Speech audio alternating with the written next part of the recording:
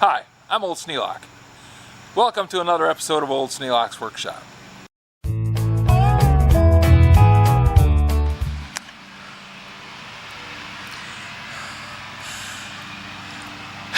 Well, we've been 7 days of curing. Kept it wet every day. And now I don't have to keep it wet any longer. It can dry out. I was intending to seal it, but it looks like I'm better off waiting until 28 days after it's been poured to make sure that all the water has hydrated and is fully cured and done before I put any sealer on it, because I don't want to trap water underneath the sealer. It would tend to make it bubble up. Had that problem at factory floors. Worked over in Bronson at Douglas Auto Tech, and we had a plant that was built on a swamp.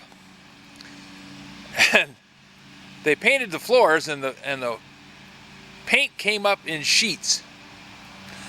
Big old size of 55-gallon drum bubble would swell up in the middle of the floor, and there'd be water leaking out around it, and it would crack, and we'd have to recoat the floor. It was a mess.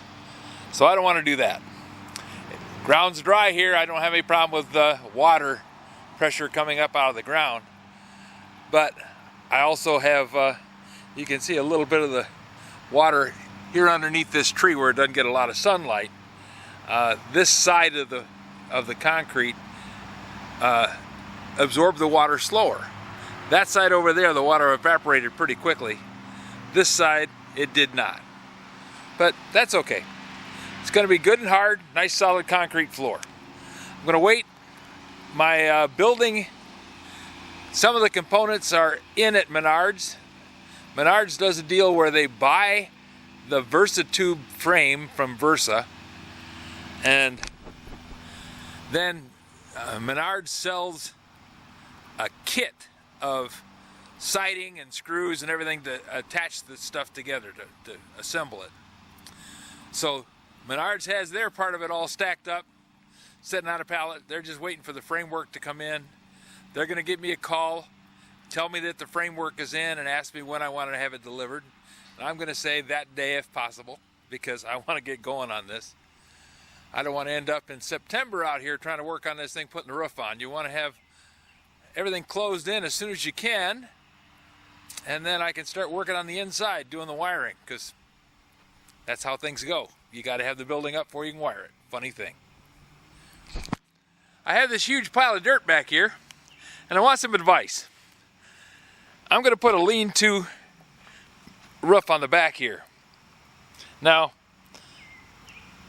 when Mark moved the dirt out and put sand in for this concrete, he went clear down to gravel, and then he put sand on top of it. He said sand will shift around and it won't cause pressure points on the concrete, and that'll work really well. So I want to put gravel back here, and I'm thinking a pad of gravel at least 2 inches deep, the length of the building. Then on top of that, I have a bunch of limestone. Got a pile of it over there. I also have limestone around the house that I'm going to be taking up. We're getting tired of having it around the house. But it makes a great floor. Limestone, when you get it wet, tends to glue itself together. Kind of makes semi-concrete. And I'm thinking if I come out, I'm 10 foot away from that tree. I don't want to have a concrete floor in this area because the tree will buckle it. But if I put down limestone, the roots can grow and the limestone will just shift aside and everything will be just fine. Won't bother anything. I'm going to have storage underneath the shed roof, the lean-to shed roof, and I'm going to have the blacksmith shop on the far end over there near the big roll-up doors. The roll-up doors are going to be on the end facing east. That way the prevailing west winds won't be blowing on the garage door all the time. And I'll have the walk-through door on the south wall and the roll-up door on the east wall. These walls we'll put in windows, but we're not going to put in windows right away. We're tapping out the budget on this one, guys, and I gotta Got to stay bucks down. I can put in windows pretty much anytime when I'm ready. So we'll be building a building, but it won't be totally completed when I'm done. Never is, never will be. Today, I've been emptying out the blacksmith shop. Got the fences pulled, you already saw that.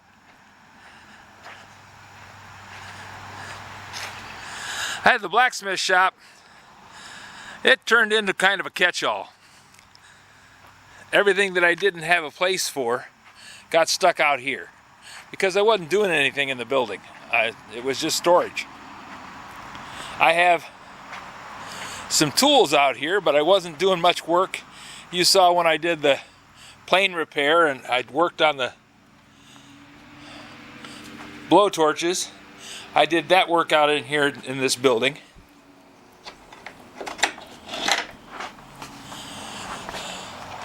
But it was a nice idea, it just didn't work. I didn't like the idea of doing work, you know, blacksmithing inside of a wood building just didn't sound like a good idea.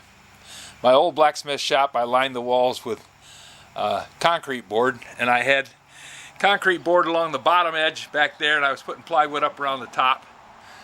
And then when we came up the idea of putting the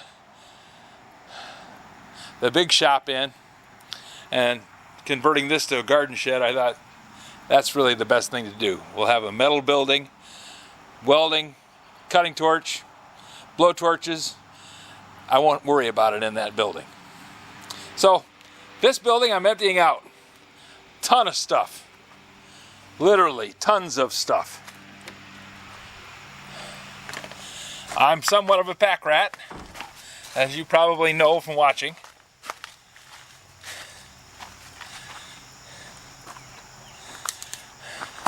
This is the stuff I moved out of the front of the blacksmith shop, and I have a pretty good sized pile of it out here. I'll be moving more stuff around, emptying out the back of the truck so I can have this cleared out, have all my iron work stacked on a pallet in there now. Should be okay. But that's what I'm doing right now is cleaning out the blacksmith shop, getting ready to move it. It's sitting on 4x6s on the bottom there. I'm going to take some of those fence posts that I was using to hold the fence up. I'm going to put it crossways across the back of the building here so that it comes up behind those 4x6s, the runners on the bottom of the building. I'll tie a chain onto that, then I'll pull that underneath the building and have it come out the front here. If I have enough chain, and I should,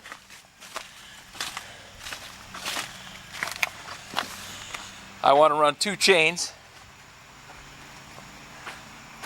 on the outside of the 4x6 there, and then tie off to the tractor, which is going to be sitting out here as a dead weight, and tie off to that maple tree.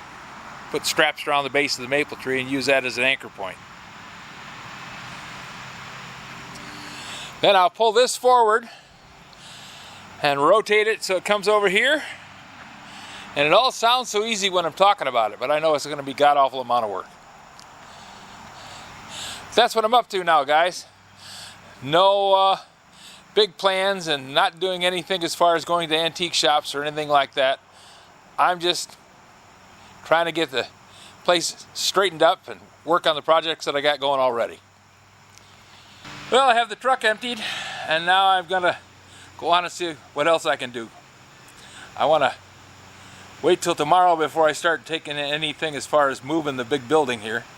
I'd like to have daylight when I'm working on it. I don't want to be trying to do that in the dark.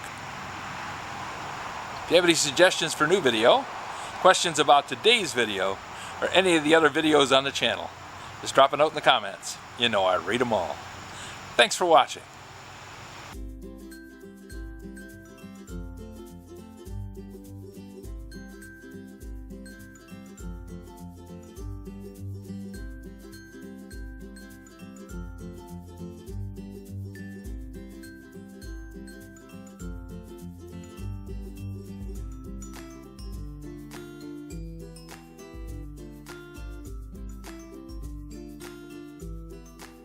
This video is not to be viewed by anyone under the age of 13 in the U.S. or 16 in the European Union without the express written permission of the parents or the legal guardians of the underage person. Such written permission must be on file at the local government entity in charge of enforcing the rules and regulations established by the FTC. Anyone violating these terms is admitting by default that they hold harmless the owners and operators of this channel. Any and all questions should be addressed to your local branch of the FTC.